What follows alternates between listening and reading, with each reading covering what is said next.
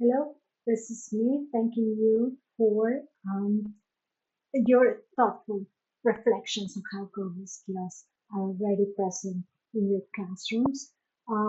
Reading through your examples, I want to highlight uh, the main issues um, that you're mentioning.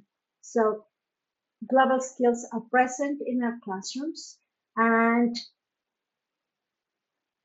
one thing that is important to notice is that yeah, we do communication collaboration because that's uh, a language, right?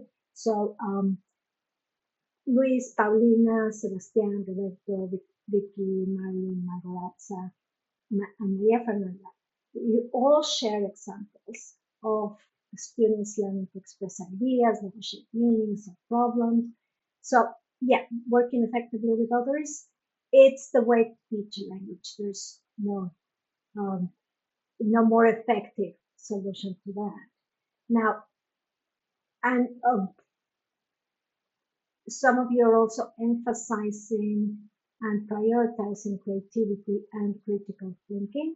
So I think Scarlett's presentation project, Roberto ESP simulation, Paulina's your business model task, Vicky, your problem solving activity, Maria, your travel planning project.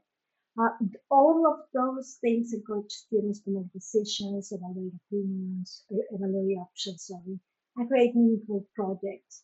So it's not just about just reproducing language, but finding ways of students personalizing and critically using the language.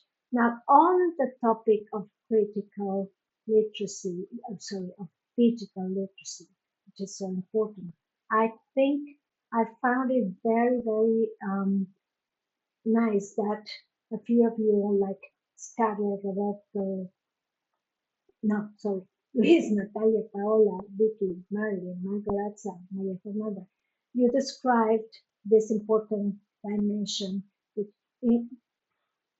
compels us to use apps, online platforms, digital presentations, gamification. So all of this is important, and AI also.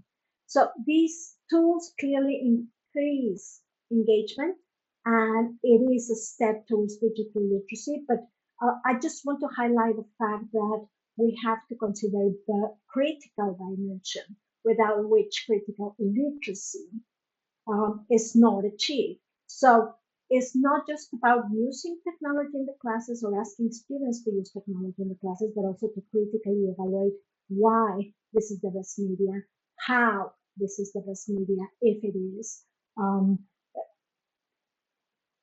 how we evaluate the type of information that comes from different sources, how we recognize the bias, the reach, etc.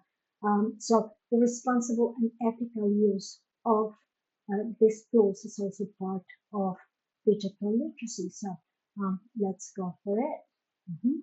And then just finally, um, one final important aspect that came up in the um, contributions that I have so far, that I have seen so far, and this is Sunday evening when I'm recording this, is intercultural competence that was highlighted by Daniela, Marilyn, Margaretza, and some others in these contributions, saying how important this dimension is.